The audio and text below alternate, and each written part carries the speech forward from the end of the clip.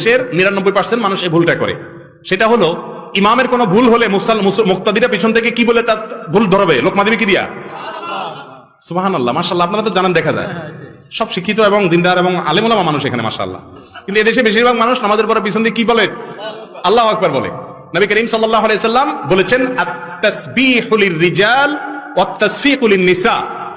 ইমামের ভুল হলে পেছনে মুক্তাদি যদি মহিলা থাকে তাহলে এভাবে হাতে বাড়ি দিবে, মানে ইমাম সাহেবরে বুঝাবে যে ইমাম সাহেব বেলাইনে চলে যাচ্ছেন। কথা বুঝতে পারছেন? আর পুরুষ যদি থাকে তাহলে বলবে কি? সুবহানাল্লাহ। আমরা বলি কি? আল্লাহু আকবার। আল্লাহু আকবার হাদিসে নেই, হাদিসে আসছে কি?